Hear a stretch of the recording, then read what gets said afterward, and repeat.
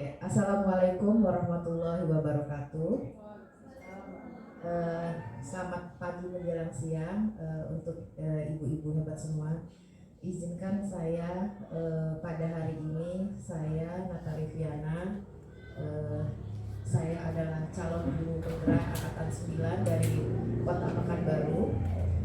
Hari ini saya ingin memaparkan sedikit tentang budaya positif. Budaya positif ini adalah nanti budaya positif karena kita mengajar di sekolah luar biasa, tentu budaya positif yang ada di sekolah luar biasa. Baiklah ibu-ibu semua, pertama ini adalah beberapa poin mengenai budaya positif jadi dalam modul guru penggerak itu, budaya positif itu adalah perubahan paradigma belajar, ada mengenai disiplin positif, ada kebutuhan dasar manusia, ada motivasi perilaku manusia, ada perilaku kontrol restitusi, ada keyakinan kelas, dan ada segitiga restitusi. Jadi tiap-tiap poin ini nanti hubungannya adalah ke peserta didik kita.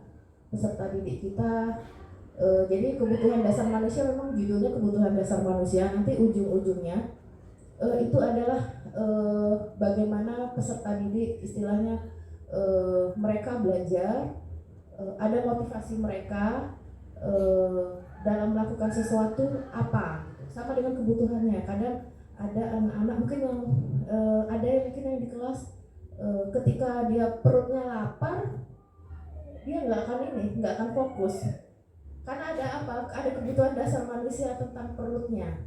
Jadi kita sebagai guru kita harus paham apa kebutuhan dasar manusia yang ada pada peserta didik kita di sekolah.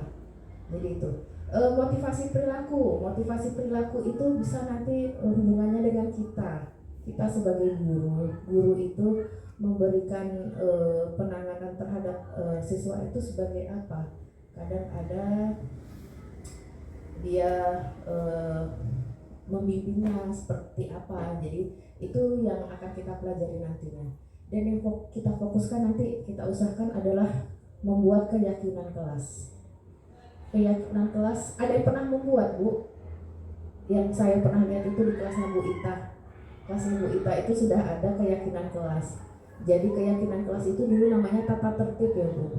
Tapi tata tertib itu kan bunyinya kadang tidak boleh mengobrol, tidak boleh itu. Jadi itu berupa kalimat negatif.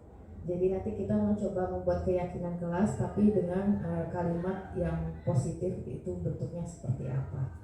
Oke, izinkan saya masuk lagi ke selanjutnya. Oke, perubahan paradigma belajar. Sekarang kita sebagai guru itu banyak tantangannya, makanya istilahnya kita berada di abad yang istilahnya anak-anak itu sebenarnya karena dia diberikan teknologi, otomatis dia lebih maju daripada kita. Nah inilah tantangannya. Jadi kita tuh bagaimana pembelajaran dengan paradigma baru dirancang berdasarkan prinsip pembelajaran yang terdiferensiasi. Kalau kita di sekolah luar biasa itu dulu-dulunya kalau kita mengajar di autis itu ada pembelajaran individu, ya. Jadi pembelajaran individu itu juga pembelajaran terdiferensiasi. Jadi diferensiasinya apa? Kadang kita lihat berdasarkan kesiapan belajar anak.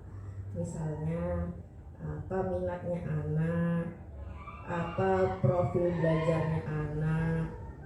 Nah, jadi kita lihat dari situ itu untuk mendiferensiasikan pembelajaran. Jadi tiap anak itu pelajar Pancasila itu kadang nanti ada muncul kegiatannya yang P5 yang sering kita laksanakan. Jadi profil pelajar Pancasila itu apa? Nah ini dia, tadi kalau kita mundur-mundur tadi kita ada membahas tentang visi sekolah ya. Oke. Jadi visi sekolah itu, kalau kita ingin membuat visi sekolah itu mau profil pelajar Pancasila, berarti semuanya harus ada. Jadi ada yang beriman dan bertakwa kepada Tuhan Yang Maha Esa dan berakhlak mulia, ada berkebinekaan global, ada bergotong royong, ada kreatif, ada bernalar politis, ada mandiri. Jadi kalau nanti membuat visinya bla bla bla bla bla mewujudkan profil pelajar Pancasila, nanti hati-hati programnya kelima-limanya harus ada. Kemarin kalau saya membuat visi, saya hanya mengambil mandiri dan kreatif karena untuk yang di tahun ajaran yang di visi misi tahun ajaran ini mencoba yang di mandiri dan kreatif, jadi itu nanti dari pembelajaran vokasionalnya, jadi fokusnya kemarin di pelajaran vokasional. Jadi ini yang akan kita wujudkan dari anak-anak, kegiatan-kegiatannya ada berdasarkan profil pelajar Pancasila.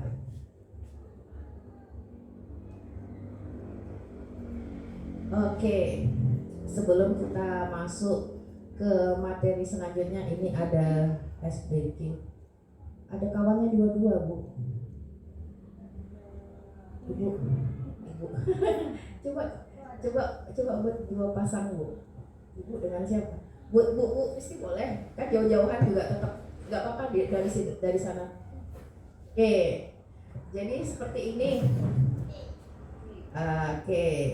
Jadi ada speakingnya. Ini dia nanti ya. Hubungannya nanti ke konsep istilahnya, bisa nggak kita mengontrol orang lain, terutama kita peserta didik kita. Oke. Di sini teman Anda akan melakukan kegiatan cobalah buka. Misalkan Anda adalah A. Oke, coba Bu, yang mau jadi A dengan B-nya siapa? Antara Bu Uca dengan Bu itu, yang mau jadi A-nya siapa? Oke, antara Bu Kristi dengan Bu Dati, siapa yang mau jadi A? Siapa yang duluan gitu? Oke, jadi coba Anda bayangkan bahwa Anda menyimpan sesuatu yang sangat berharga di dalam kepalan tangan Anda. Oke, yang A lagi mengepal sesuatu yang itu sangat berharga. Kalau ibu-ibu apa berlian ya? Andai kan lagi megang berlian itu, aduh harganya mahal. Coba dikepal. Oke, Anda pokoknya menjaga itu dikepal sekuat tenaga karena itu adalah penting sekali. Nah, temannya yang rekan B coba berusaha untuk membuka kepalanya, coba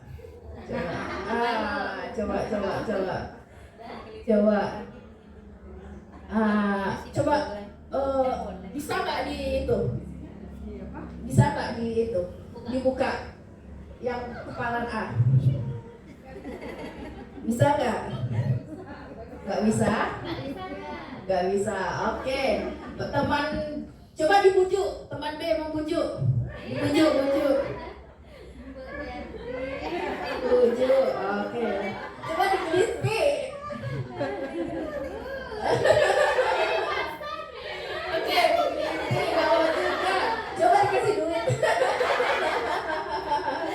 Oke, dah. Oke. Jadi bagaimana? Gimana rekan ini? Bagaimana rekan B bisa nggak? Tadi yang kepala tangan A? Nggak bisa ya. Kenapa? Bu Dati gimana? Siapa tadi? Bu Kristi. Iya, gimana, bisa nggak? Nggak bisa dibuka. Oke, nggak bisa dibuka. Jadi berarti yang di kepala tangan A tadi tidak bisa membuka. Jadi kira-kira apa alasannya tidak membuka kepala tangan A? Terlalu kuat genggamannya. Terlalu kuat genggamannya. Oke. Yang megang A-nya siapa tadi?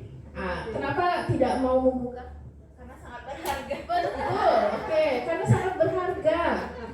Mengapa itu dia? Karena dibujuk-bujuk, diusahakan, ternyata A ini nggak mau membuka. Karena apa? bagi A ini sangat berharga, bahkan digelitik nggak mau, dibujuk-bujuk nggak mau, dikasih duit nggak mau, karena A yakin ini sangat berharga sama saya. Jadi dari sini kita tahu kita itu menyimpan barang berharga kita ya karena motivasi dari diri kita sendiri, bukan karena orang lain, bukan karena bujuk faktor eksternal. Jadi motivasi itu adalah dari diri kita sendiri. Jadi intinya seperti itu. Jadi sama dengan anak-anak itu kita berharap dalam pembelajaran munculnya dari motivasi anak-anak, bukan karena kita yang istilahnya bujuk-bujuk, kita yang merayu-rayu, harapannya seperti itu. Nah, tapi inilah yang kita yang penasaran, membangkitkan motivasi anak itu seperti apa. Jadi itulah yang akan kita pelajari selanjutnya. Oke, sebelum kita masuk ke motivasi itu nanti ada hubungannya dengan disiplin. Oke, jadi ini adalah disiplin positif. Disiplin positif, budaya positif. Jadi budaya positif itu ada disiplin. Disiplin itu apa? Jadi disiplin itu kalau dalam budaya kita makna disiplin itu sesuatu yang dilakukan seseorang pada orang lain untuk mendapat kepatuhan. Jadi kalau kita patuh, ya berarti itu disiplin. Nah, jadi sebagai tujuan sebagai pendidik tentu kita inginnya anak-anak kita tuh ya berdisiplin, berperilaku sesuai dengan nilai-nilai kebajikan universal dan memiliki motivasi intrinsik bukan ekstrinsik. Balik lagi tadi ke pengepalan tangan tadi, maunya kita, motivasi itu adalah dari dalam kita, dari dalam diri kita, dalam diri anak-anak kita, bukan karena kita sebagai guru yang memotivasi. Begitu pula dengan halnya disiplin. Jadi PR kita selanjutnya itu adalah menumbuhkan disiplin positif pada anak. Jadi anak-anak itu termotivasi sendiri bagaimana menerapkan pembelajaran yang berdisiplin itu karena motivasi intrinsik. Jadi disiplin positif itu merupakan cara penerapan disiplin yang bertujuan menumbuhkan kesadaran. Sadar dia anak-anak bahwa ini memang harus dimilikinya sendiri tanpa sogokan, ancaman, dan hukuman. Nah, seperti itu. Oke, selanjutnya. Oke, tadi sogokan tadi, disiplin tadi, itu kita hubungkan dengan kebutuhan dasar manusia. Ini secara umum aja ya. Oke, manusia itu pertama kebutuhan dasarnya tentu bertahan hidup. Ada banyak cara bertahan hidup, salah satunya bekerja. Terus bekerja itu mencari duit ya, misalkan supaya dia dapat uang bisa untuk mempertahankan hidupnya. Terus yang kedua adalah kebebasan. Tidak istilahnya dia melakukan berdasarkan rasa senang, itu dia intinya. Nanti kebebasan itu nanti senang anak-anak melakukan, jadi tidak ada unsur keterpaksaan. Kemudian kasih sayang dan rasa diterima. Kita akan lebih care kepada orang, kita akan lebih peduli kepada orang yang benar-benar sayang sama kita, bisa menerima kita. Itu akan lebih mudah untuk menerima masukannya, saran-sarannya. Karena apa? Kita sebagai manusia, kita itu butuh kasih sayang, butuh rasa diterima. Jadi karena ini adalah kebutuhan dasar manusia. Kemudian ada tentang penguasaan misalnya ketika anak-anak ada yang lebih, kadang anak-anak merasa seperti kasusnya si Zidane ya Bu ya, karena dia badannya merasa lebih besar, akhirnya dia sama adik-adik yang kecil merasa aku lebih berkuasa. Makanya Dia sama yang kecil-kecil berani, tapi kalau yang sama lebih besar dari dia nggak berani karena ada di dalam perasaan anak tersebut, aku lebih kuasa lagi. Jadi itu dia. Dan yang terakhir adalah kesenangan. Jadi kalau senang melakukan sesuatu pasti akan dikerjakan. Jadi kita melihat apa yang kita berikan ke anak, mesti kita lihat kebutuhan dasar anak kita, peserta didik kita di kelas. Jadi sebelum melakukan itu, inilah dasarnya manusia. Tidak hanya kita aja yang pingin kayak gini, anak-anak juga harus dibutuhin kebutuhan dasarnya. Karena kalau nggak terbutuhi ya wajar. Nanti kadang anak-anak tantrum, nanti anak-anak bertingkah. Ya karena itu ada salah satu kebutuhan dasar anak itu yang tidak terpenuhi.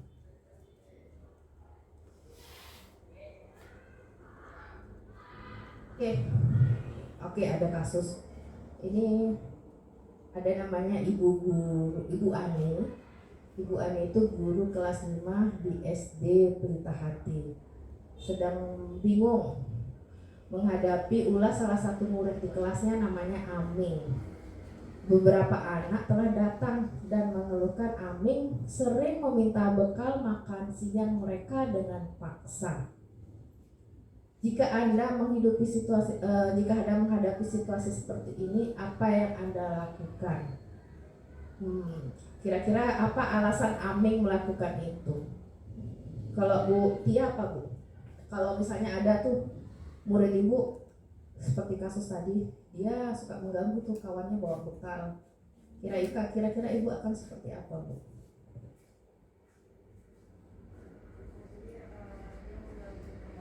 Betul.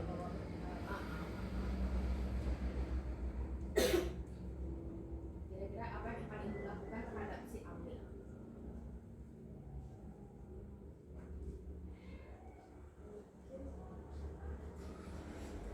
Mungkin bisa ditelaah dulu ya kenapa dia berbuat seperti itu.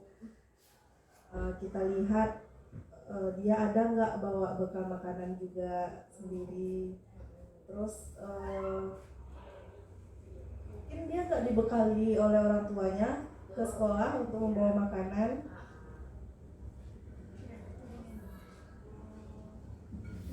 Mungkin orang tuanya juga nggak memenuhi kebutuhan dia untuk jajan atau makan siang, makanya dia minta ke temannya dengan paksa gitu. Betul sekali Bu. Jadi sebagai guru, kita kalau ada yang seperti ini, betul kata Ibu, ditelaah, kita cari apa penyebabnya. Kenapa anak berbuat seperti itu? Betul sekali Bu. Kenapa dia nggak bawa? Kenapa dia mengganggu? Apa? Sama seperti si Arga ya. Iya kan? Faro juga. Oke. Faro sama Arga itu kalau baru belajar jam-jam apa itu dia udah nggak mau lagi, udah nggak fokus. Dipaksa pun ya nggak bisa, nangis. Nah itu makanya kita lihat kenapa ya anak ini seperti ini. Kita mencari sumbernya. Kenapa dia nggak mau belajar? Kenapa dia fokusnya hanya cuma sampai jam segini? Jadi seperti yang dikatakan Bu Tia tadi, betul, itu ditelaah. Kenapa sebabnya? Jadi kira-kira Bu Uca kira-kira alasan Aming itu melakukan itu tuh kenapa? Di kelas saya ada nih Bu. Iya, betul. Nah, pertama kenapa Aming melakukan seperti itu? Karena kita aja yang udah dewasa melihat orang yang punya itu pasti ada rasa iri gitu kan. Kenapa sih aku nggak punya, atau kalau Ami kan kenapa sih aku tidak membawa bekal? Ternyata setelah ditelaah, kata mamanya dia sudah makan, tidak mau dibawain bekal lagi. Tapi setelah pas di sekolah ternyata kawannya bawa bekal. Nah jadi saya mengatasinya, saya tidak pernah bilang kepada orang tuanya, Bu anak ini minta bekal ke makanan kawannya, tapi tidak. Saya bilangnya seperti ini kepada semua orang tua di kelas saya, Bu tolong ya anaknya tolong dibawakan bekal, karena itu mengajarkan kita makan bersama, berbagi sama gitu kan. Akhirnya setelah berapa hari semua itu dikasih bekal walaupun tidak mau dan dipaksa. Jadi habis itu tidak ada lagi yang si Faro ini tidak lagi meminta bekal kawannya. Jadi ternyata kasusnya ada kan di lingkungan sekitar kita. Jadi anak melakukan seperti itu pasti ada penyebabnya. Jadi salah satunya apa? Karena tidak terpenuhi kebutuhan dasar anak tadi. Anak bersikap pasti ada kebutuhan dia yang tidak terpenuhi. Misalkan tadi misalnya ditanya kenapa tidak membawa, karena di rumah sudah sarapan, cuma minta yang lain tuh cuma sekedar ini ya, sekedar comot-comot aja. Ada yang seperti itu. Atau ada yang memang istilahnya dia memang pagi itu gak bisa sarapan, ketika di jam tertentu itu dia lapar. Ternyata di jam laparnya itu adalah jam pada saat pembelajaran masih berlangsung. Nah itu. Jadi hati-hati ketika makanya kita istilahnya dalam memberikan tindakan sama anak, ya kita harus melihat istilahnya kebutuhan anak itu apa. Nah kalau yang tadi 5 tadi kira-kira Amin ini ingin mencukupi kebutuhan yang mana dia? Ada tadi yang 5 tadi, kebutuhan yang mana kira-kira?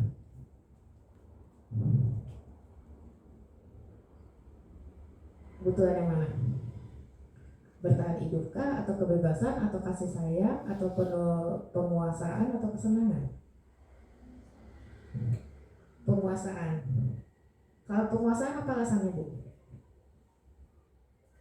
Karena dia kan memaksa temannya.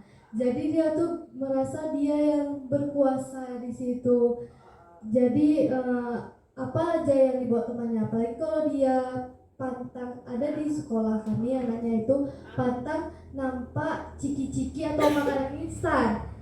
Jadi dia diam aja, cuma nanti udah lewat tuh langsung dirampas kan.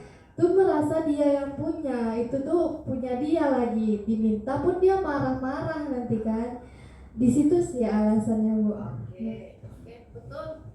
Bisa kalau alasan yang penguasaan bisa, karena seperti yang kasus sebelumnya tadi, dia sudah sarapan, tapi kenapa dia masih mau minta punya temannya, betul. Makanya tadi kan sudah kita cari kan kenapa dia melakukan seperti ini, seperti kata Bu Tia tadi. Ternyata dia sarapan sudah, kenapa dia masih mau melakukan itu? Oh, bisa jadi ya memang karena penguasaan. Tetapi kalau bagi anak yang belum sarapan, belum makan, itu bisa jadi karena dia bertahan hidup, perutnya lapar, makanya dia meminta makanan temannya. Makanya kadang hati-hati, ini di antara 5 ini, makanya perlu kita untuk mengetahui alasannya melakukan itu apa. Makanya seperti yang Bu Tia tadi bilang, ya kita harus melihat dulu apa latar belakangnya. Jadi itulah hati-hati istilahnya dalam menjudge anak-anak kita, ya.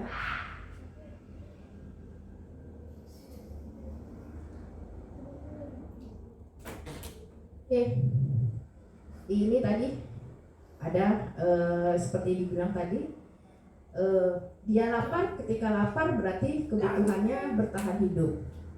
Terus ada juga misalnya yang kebutuhannya untuk diterima, karena apa? Ia senang ketika, berarti MPO ya. MPO itu ada juga kan?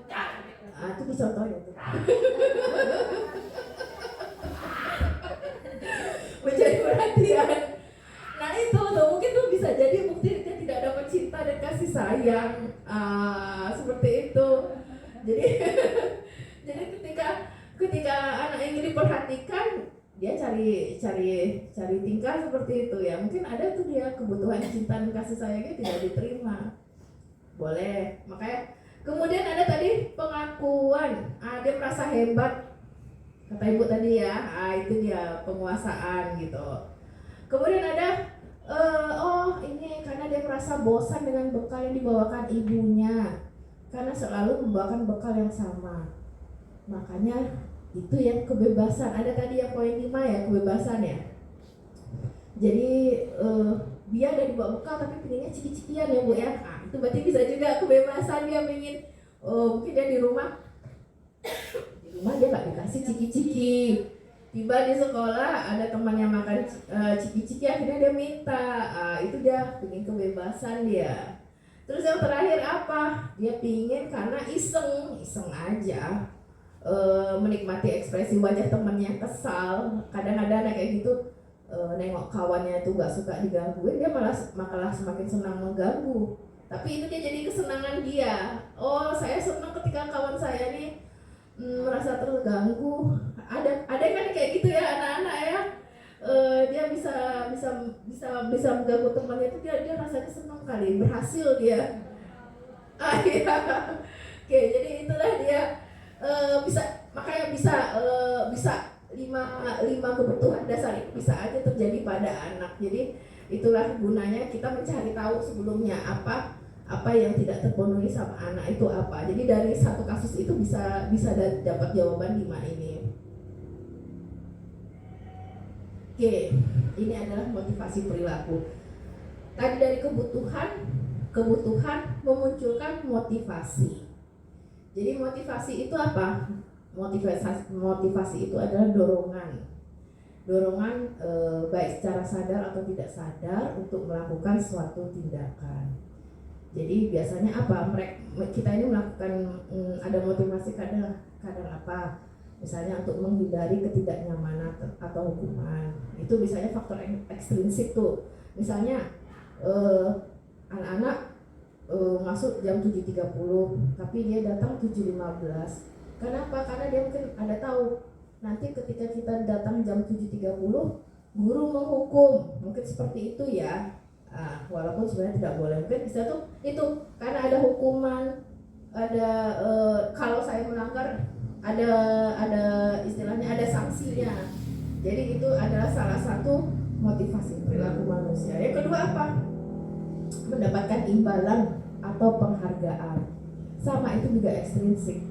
Misalkan ketika anak mampu menjawab, nanti siapa yang bisa menjawab boleh keluar duluan.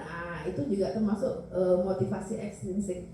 Atau nanti siapa yang bisa jawab nanti mau kasih duit. Sama, itu ada imbalan, ada penghargaannya. Oke, itu adalah contoh yang ekstrinsik juga. Kalau yang intrinsik bagaimana? Nilai, yaitu menghargai nilai-nilai kebajikan pada diri sendiri. Jadi istilahnya murid itu sudah sangat sadar sendiri bahwa yang dia lakukan adalah untuk dirinya sendiri. Dan inilah mungkin yang agak perlu dilatih anak-anak. Memang kalau di awal itu biasanya dari ekstrinsik, habis itu insya Allah menumbuhkan motivasi intrinsiknya.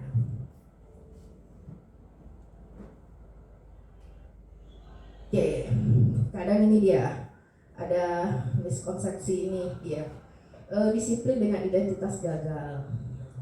Kadang hukuman itu kan sifatnya menyakitkan itu bisa secara fisik atau non fisik, secara psikis kita. Terus tidak nyaman. Jadi kalau kita memberikan hukuman itu anak tidak nyaman, merasa takut, terus tersiksa. Akhirnya murid menyembunyikan kesalahan, kadang berbohong, kadang dia tidak jujur. Ketika kita tanya ini kenapa, dia akhirnya tidak mengakui itu adalah kesalahan dia. Jadi dan akhirnya apa, tidak ramah. Dan itu adalah konsekuensi dari sebuah hukuman. Tapi bagaimana dengan penghargaan? Ketika kita memberikan penghargaan, ternyata walaupun diberikan penghargaan itu juga tidak selalu baik loh. Kadang ada orang kita berikan penghargaan, misalnya ibu ini rajin, ibu apa, ternyata dari temannya ada yang nggak suka, muncul iri. Ternyata gitu juga istilahnya ketika kita memberi penghargaan ke satu pihak, kita tidak bisa dasarnya apa, ternyata itu menimbulkan iri juga. Kemudian apalagi iri, ternyata dari teman yang iri itu punya kreativitas, dan ketika kita hanya menunjuk satu orang ya hilang kreativitasnya. Nah seperti itu. Kemudian terhukum dengan sistem ranking. Kita tahu akhirnya yang mendapat penghargaan itu adalah biasanya yang dapat ranking. Tapi bisa jadi yang di bawah-bawah ini ternyata dia punya kreativitas, tapi kita nggak tahu. Dia hanya menonjol di satu bidang, yang lainnya dia nggak bisa. Jadi itu juga, jadi penghargaan itu juga ternyata tidak bagus juga, sama aja. Jadi kemarin waktu saya itu dibilang sama dengan, kadang ada sekolah ngasih bintang-bintang ya, ketika anak bisa menjawab dikasih bintang, ternyata itu juga tidak baik juga. Iya, kadang ada juga tuh yang katanya yang di apalagi di TK itu, ternyata sampai yang itu ada yang rumah nggak dikasih bintang, sampai ada yang istilahnya saking mindernya dia bilang istilahnya aku ini nggak baik ya karena aku nggak dapat bintang, seperti itu. Jadi hati-hati juga memberikan penghargaan kepada murid-murid kita. Nah, jadi kalau hukuman itu biasanya penguatannya hanya jangka pendek. Sebentar aja kita hukum, nanti habis itu lupa dia. Kemudian kalau memberi hukuman ya pasti ada monitoring, harus kita lihat juga. Kemudian kalau hukuman ya murid hanya menghormati peraturan itu aja, dan udah dia tidak bisa mengintrospeksi, kehilangan waktu untuk merenungi kesalahannya. Jadi ada solusi satu untuk menerapkan disiplin itu namanya restitusi. Jadi restitusi itu muncul dari diri anak sendiri. Jadi murid bertanggung jawab untuk perilakunya dan fokus pada pemecahan masalah jangka panjang. Nah, jadi teori kontrol tadi dia memegang kontrolnya sendiri, sama seperti kita yang mengepalkan tadi. Kontrol itu adalah pada diri kita sendiri. Kita mau melakukan apa ya karena motivasinya sendiri. Jadi itu dengan begitu nanti murid kita bimbing, dia tahu kesalahannya apa, jadi nanti dia sendiri yang bersemangat untuk memperbaiki kesalahannya. Jadi itulah namanya restitusi. Oke, ini dia restitusi. Mungkin saya aja baru dapat ini di guru penggerak. Jadi ini namanya restitusi. Kemarin ada yang pas buat video sama Bu Ita ya, Bu Ita. Jadi hasilnya nanti akan dilihat. Jadi restitusi itu adalah menciptakan kondisi untuk memperbaiki kesalahan mereka sehingga mereka bisa kembali pada kelompok mereka. Jadi kita mencari kesalahan mereka, tapi kita tidak menghukum, tapi kita mencari solusinya, solusi bersama dengan anak. Jadi itulah restitusi. Itu contoh. Ciri-cirinya seperti apa? Tuh, bukan menebus kesalahan, namun belajar dari kesalahan. Jadi ketika kita tanya sama anak, kamu kenapa ini? Iya kayak gini. Jangan langsung dijudge dia. Oh kamu langsung buat kayak gini. Jangan. Jadi kita berusaha dari yang dia lakukan kesalahan, kita cari apa solusinya, apa yang akan diperbaiki apa. Jadi nanti akan diberikan tawaran kalau kita melakukan seperti ini ya berarti nanti kayak gini ya seperti itu. Kemudian kita guru menuntun ketika ada kesalahan, berikan tawaran, kita menuntun untuk melaksanakan tawaran itu, baru itu sesuaikan dengan kebutuhan dasar tadi, kebutuhan dasar manusia. Jadi apa yang tidak terpenuhi kita arahkan ke sana. Jadi itu dia, fokus pada solusi bukan pada tindakan. Oke, ini contohnya nih. Contohnya kalau hukuman, guru menghukum siswa membersihkan kamar mandi. Konsekuensinya apa? Oh ya, biasanya ada nanti kalau ketika berikan hukumannya itu membersihkan kamar mandi ketika ada kesalahan. Ada konsekuensinya apa?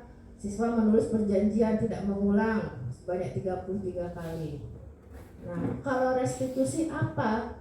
Restitusi itu guru menanyakan keyakinan kelas. Nah, makanya nanti kita ada materi keyakinan kelas. Keyakinan kelas itu nanti disusun berdasarkan dari anak itu sendiri. Kalau dari anak sendiri berarti insya Allah dia akan melakukan sesuai yang dia ajukan. Jadi itu membantu menyelesaikan sesuai dengan keyakinan kelasnya. Kemudian hukuman itu misalnya guru marah dan siswa menjadi takut. Konsekuensinya apa? Guru tegas dan siswa menghormati. Nah, kalau restitusi guru itu terbuka istilahnya kita jelaskan apa yang kita bersikap seperti kita nggak suka, kita ceritakan sama anak kita. Jadi saling menghormati kita juga menghormati posisi kita sebagai murid dan murid menghormati kita sebagai guru. Jadi itu bedanya itu. Misalnya ini pada kasus siswa yang berkelahi dengan temannya ya. Oke. Tadi restitusi. Restitusi itu ada posisi kontrolnya. Berarti posisi kontrol ini kita sebagai guru. Kita sebagai guru itu ada posisi kontrolnya sebagai penghukum. Penghukum itu kayak tadi, ya sudah kamu membersihkan kamar mandi, itu penghukum. Ada yang posisinya pembuat merasa bersalah. Contohnya apa? Nah itu kamu kan kelahi-kelahi, nanti orang tuanya datang loh ke sini. Kamu mau ketemu sama? Nah itu dia membuat anak jadi merasa bersalah dia. Nah kalau yang sebagai teman gimana? Kalau teman ini mungkin kita kalau sebagai guru sekolah luar biasa banyaknya sebagai teman kan. Nah ayo sini. Ini apa? Biasanya malah kalau kita tuh sebagai teman ini yang banyak istilahnya. Karena kita pingin dekat supaya masuk ke anak, posisikan kita itu sebagai teman mereka. Kemudian ada yang cuma sebagai pemantau. Pemantau itu cuma sekedar melihat aja. Dan yang terakhir adalah posisi sebagai manajer. Manajer itu tidak harus kepala sekolah. Manajer itu posisi kita kontrol sebagai kita juga memberikan solusi. Ketika kita melakukan restitusi, kita memberikan solusi. Makanya ini yang akan kita kejar, bagaimana guru-guru bisa berada di posisi manajer.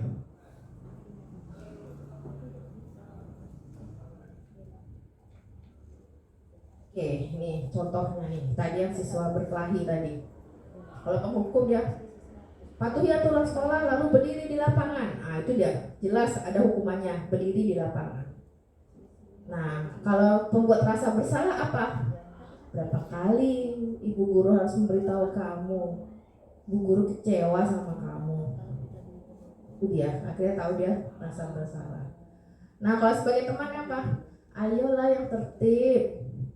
Buat bu guru bangga. Kali ini tidak apa-apa kamu salah. Nah, kan kayak gitu ya, kita kalau sama anak kita yang di sekolah, ya udah nggak apa-apa tapi besok jangan gitu lagi ya.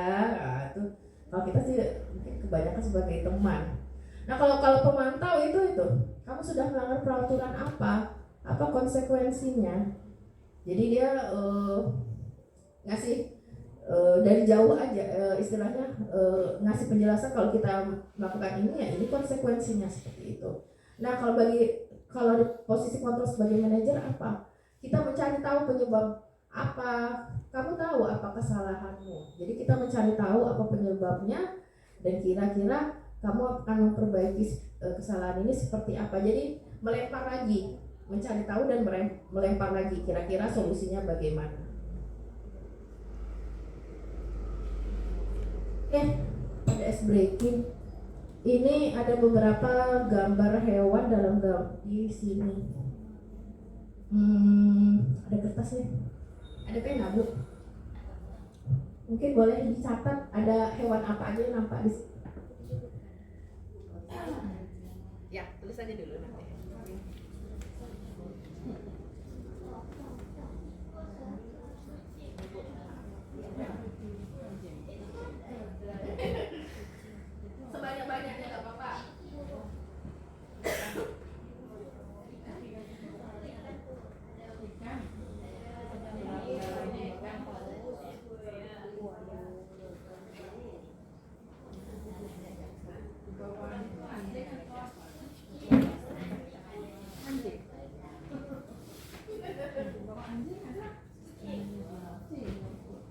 Coba saya kasih waktu sebanyak-banyaknya.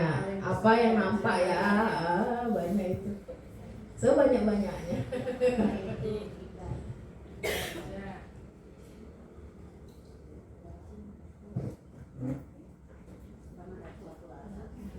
Nanti yang paling banyak coba. Restitusi.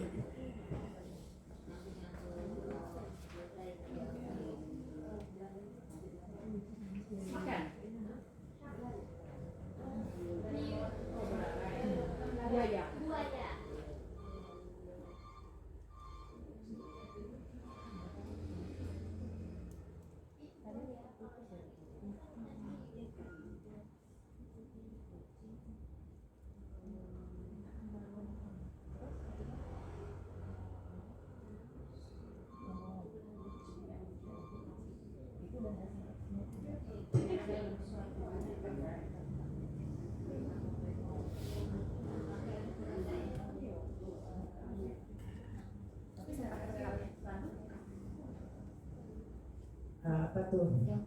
Itu ada yang sampai bawa-bawa itu. Di badannya itu juga ada tuh. Badannya.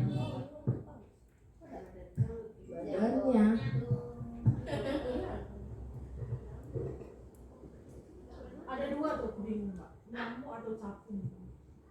Ya. Itu di kupingnya juga ada itu. Di kupingnya juga ada itu.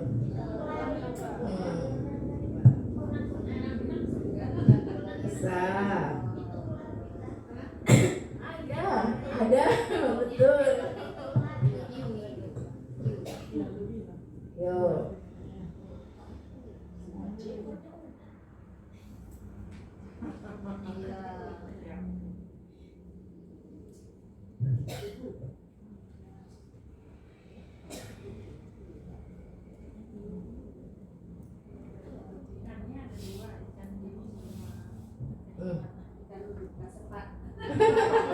Iya, iya. Ikan apa? Namanya ikan hiu. Oke. Berapa? Yang paling banyak berapa? 10. Ada yang lebih dari 10? Yang 11, ada yang 11.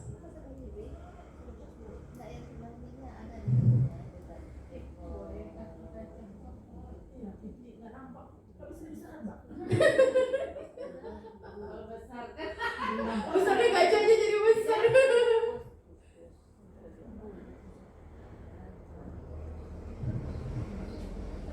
Ada yang lebih dari 11?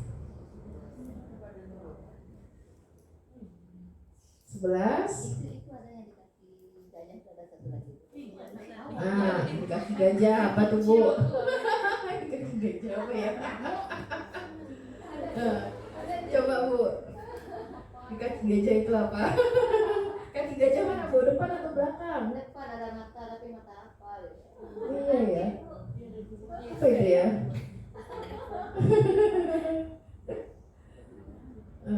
Coba. Itu di telinganya juga ada itu. Telinganya itu binatang loh. Iya.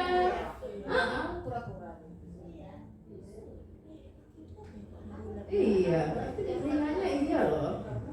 Sudah? Ada yang berapa?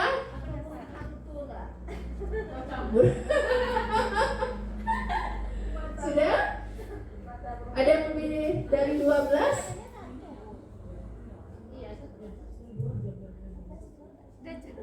Sudah? Pas? Ibu Sofi berapa? 10. Oke, Bu Tia berapa? 10. Bu Anum berapa? 12. Ibu berapa Bu? 11. Bu Neni berapa? 11. Bu Vivi? 11. Yang di atas itu ada juga. Iya, putih.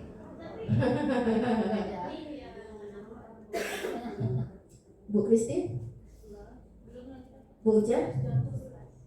11.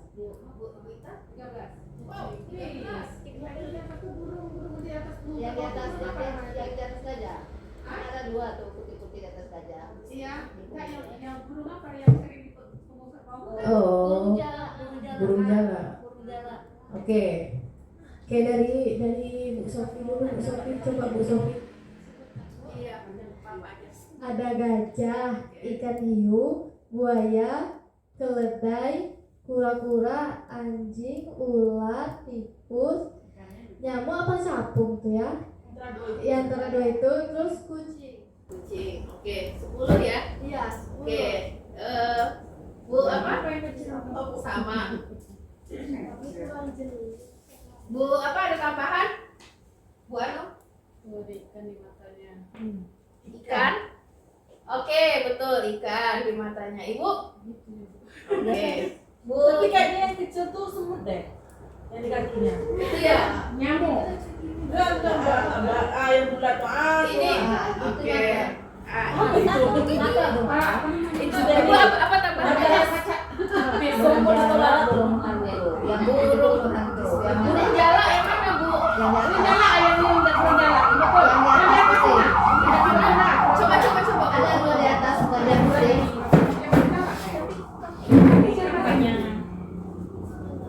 Ah. Yang di atas. Ya. Terus. Oke, ada lagi. Katanya Jadi punggung. ini ular. Ular. Yang itu Nggak tahu. Yang itu tuh yang nggak tahu. Ada lagi? Bu Ita 13 dia. Tapi ada yang sama, tapi antara nyamuk dengan kunang-kunang. Oh, oke. Oke, yang ini ya. Antara oke. Berarti sama. Antara nyamuk. Oke. Jadi Ini apa ini? Ada yang buat ini? Tikus. Ada ya. Oke, sip. Kucing juga ada. Kucing juga ada. Oke. Keledai. Oke, iya. Jadi yang Anjing. ada menghadap ke situ itu memang burung. Oke, semuanya adalah 13. Yang betulnya adalah 13. Oke, jadi kemarin kami banyak kabar di sini malahan ada buaya. Ada nampak? Iya, jadi ini istilahnya inilah cara kita memandang ya, beda-beda yang seperti itu. Makanya tadi kita lihat balik lagi kita ke siswa kita bagaimana kita harus jeli melihat apa yang menjadi kebutuhannya. Oke, boleh lanjut lagi. Oke, inilah keyakinan kelas.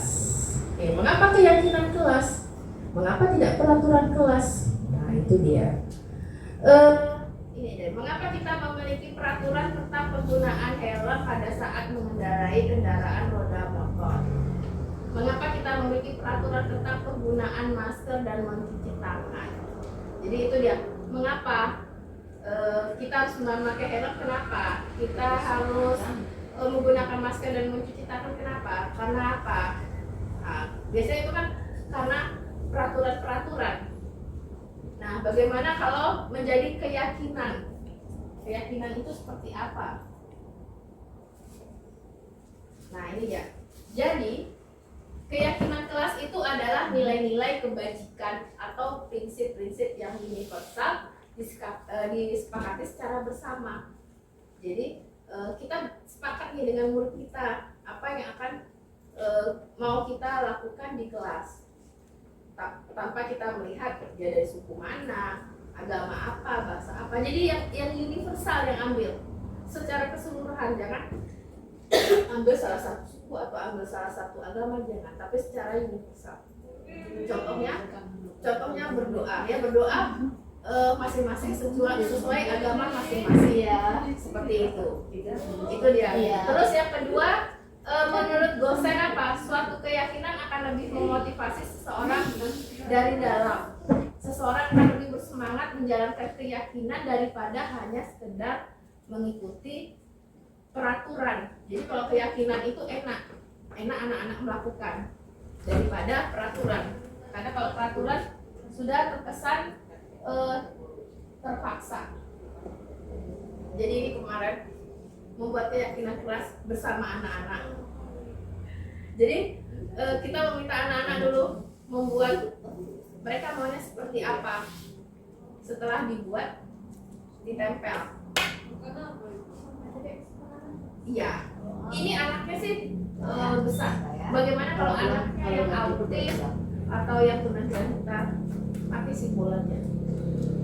Jadi kita memandu ada satu keyakinan, kita pandu anak tuh dengan simbol senyum atau sedih atau biasa saja. Jadi di situ, jadi dengan simbol aja jadi bantunya.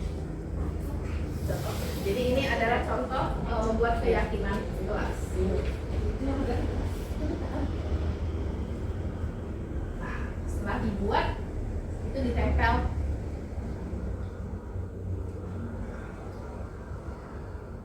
Oke, bagaimana membentuk keyakinan kelas? Jadi keyakinan kelas itu lebih abstrak. Abstrak itu lebih nyata, dibuat dalam bentuk positif. Berarti bentuk positif hilangkan kata-kata negatif yang jangan, tidak itu dihilangkan. Tapi bentuk menjadi kalimat positif. Kemudian sesuaikan dengan kondisi kelas dan sekolah agar mudah diterapkan. Buat pernyataan secara universal dan sedikit saja, jadi nggak perlu banyak-banyak nanti nggak diingatnya. Jadi yang penting-penting saja mengenai disiplin, mengenai bagaimana dia dengan temannya, bagaimana dia menjaga kebersihan, itu aja dah cukup. Jadi tidak perlu banyak-banyak dan semua yang di kelas itu dilibatkan. Contoh peraturan. Selalu kembalikan buku ke tempatnya. Nah, keyakinan kelasnya apa? Adalah rasa tanggung jawab. Nah, kemudian tuh dilarang mengganggu orang lain. Tapi nanti kita membuat keyakinan kelas apa? Menghormati orang lain. Jadi yang kata-kata dilarang itu hilangkan, tapi dengan menghormati orang lain. Kemudian lagi ada hadir di sekolah 15 menit sebelum pembelajaran. Misalnya kalau dia sudah terlambat itu dia nanti mengganggu kawannya yang terlambat, makanya di situ dia menghormati orang lain. Ada lagi dilarang melakukan kekerasan, sama menghormati orang lain juga. Dilarang menggunakan narkoba, itu misalnya pada yang kelas SMA, berarti itu hubungannya dengan kesehatan. Kemudian bergantian atau menunggu giliran, sama menghormati orang lain. Terus ada misalnya kemarin menggunakan masker, berarti kesehatan. Misalnya lagi jangan berlari-lari di kelas atau koridor, berarti berhubungan dengan kesehatan dan keamanannya.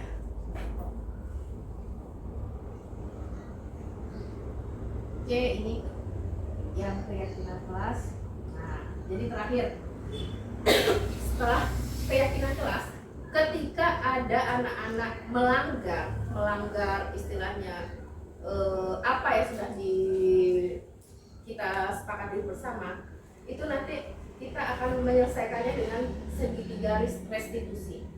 Segitiga restitusi itu ada dari setiap dengan menstabilkan identitas, kemudian melakukan validasi tindakan salah, kemudian menanyakan keyakinan. Jadi menstabilkan identitas itu apa? Ya kita kasih tahu ya, kalau ketika anak melakukan kesalahan itu ya kita semua juga pernah melakukan kesalahan, jadi sama kita, itu dia menstabilkan identitas. Contoh, kemudian validasi tindakan salah itu apa yang anak lakukan, kesalahan dilakukan pasti punya alasan. Nah itu dia kita mencari alasan. Kemudian menanyakan keyakinan. Dari kesalahan itu kita pastikan lagi ke keyakinan kelas yang sudah dibuat, mana yang dilanggar dan dia apa solusinya. Jadi itu nanti hubungannya.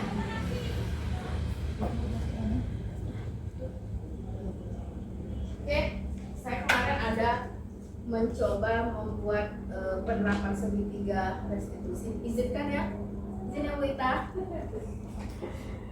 Jadi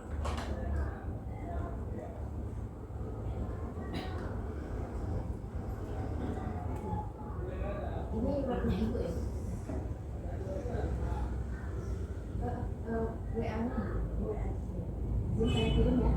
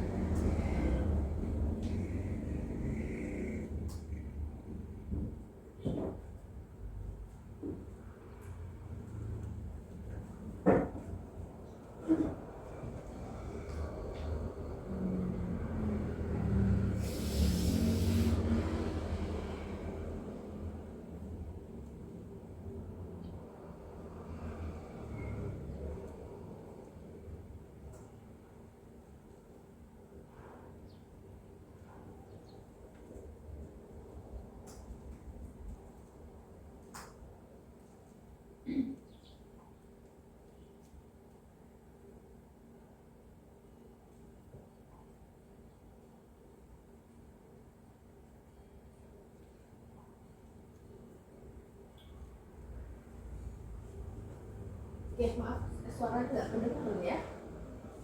Nggak.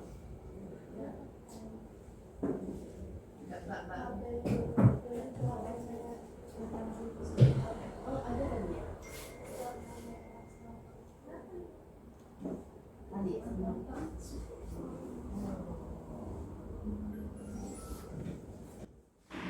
apa-apa, kita jadi. Oke, jadi ini ketika Bu Ita tuh datang kepada saya, jadi ada kasus 2 orang muridnya. Yang pertama itu yang didatang masa pertama itu ada muridnya namanya Neno. Jadi Neno ini jarang masuk ke sekolah. Nah, sedangkan satu lagi ada namanya Gio. Gio ini karena Neno ini jarang masuk, dia teman dekatnya cuma Neno. Jadi dia kalau ketika Neno nggak masuk, dia nggak mau nggak mau dia istilahnya ngikutin kata guru, mengganggu teman karena dia patuhnya cuma sama Neno. Oke, jadi ini saya memanggil Neno. Jadi langkah pertama saya adalah ya bertanya dulu, memastikan apakah benar Neno itu jarang masuk ke sekolah. Jadi Ini saya memastikan. Nah, jadi Neno jawab ya betul Bu. Jadi kemudian saya ini menyatakan bahwa semua orang itu pernah berbuat salah, termasuk Neno. Jadi istilahnya saya tidak menjudge kesalahannya, tapi kita memberi validasi dulu bahwa semua orang itu pernah melakukan kesalahan. Jadi kita beritahu bahwa yang Neno lakukan itu adalah salah. Jadi itulah kita melakukan validasi tindakannya, menyatakan bahwa apa yang dilakukan itu salah.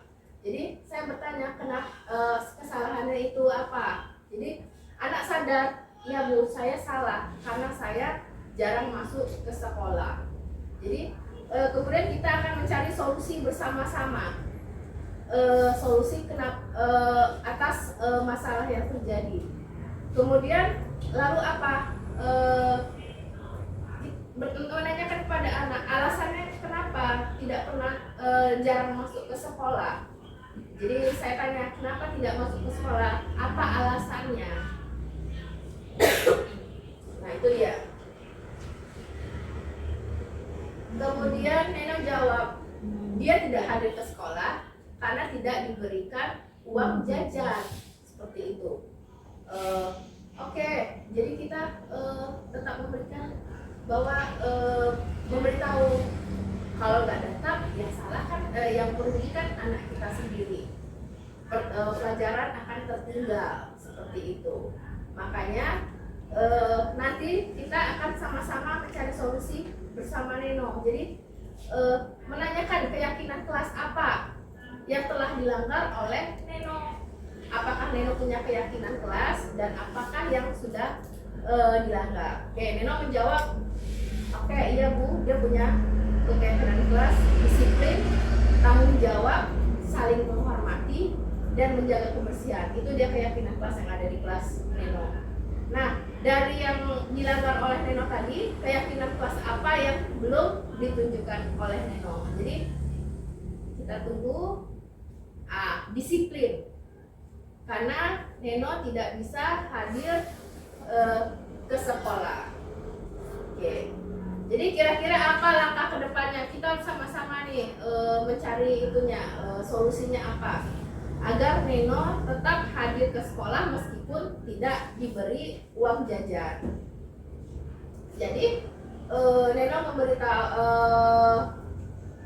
oke, akhirnya Neno akhirnya berpikir, ya sudah, nanti saya meminta mama saya untuk membawa bekal makan dan minum dari rumah. Jadi meskipun dia tidak punya uang jajan, dia tetap bisa makan. Jadi dia membawa bekal makan dan minum dari rumah. Jadi kita memberi penguatan lagi.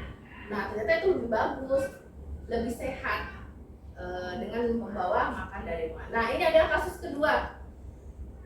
Kasus kedua ini seperti yang sudah saya ceritakan tadi, Gio itu karena si Neno nggak datang, dia jadi bertingkah, dia mengganggu teman-temannya. Jadi saya memvalidasi dulu tindakannya. Jadi saya sampaikan bahwa ibu gurunya datang ke saya, bahwa suka mengganggu kawannya, apa benar? Dan saya tanyakan, betul nggak hal itu dilakukan oleh Gio? Oke. Kemudian Gio menjawab, ya betul Bu. Nah, kemudian kita memberi keyakinan bahwa setiap orang itu pernah berbuat salah, baru nanti kita sebutkan apa kesalahannya. Karena isyarat, jadi kita lihat dari bawah aja ya kata-katanya.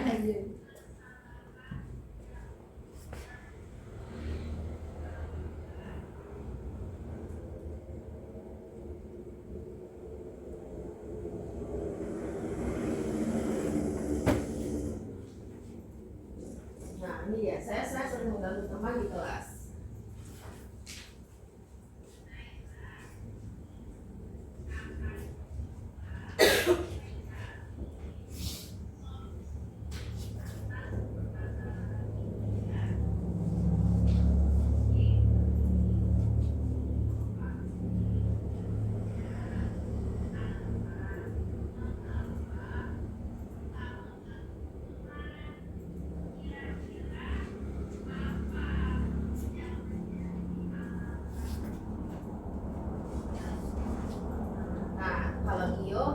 Suka mengganggu teman apa? Yaitu dia tidak punya teman belajar.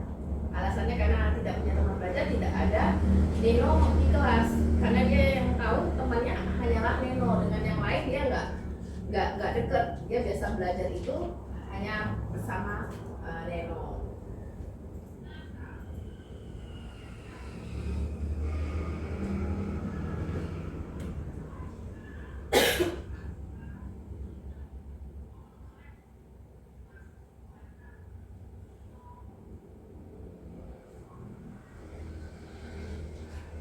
Sama seperti tadi, menanyakan lagi keyakinan kelasnya apa. Jadi nanti Gio sama dengan Neno dia, keyakinan kelasnya apa, karena mereka dalam satu kelas.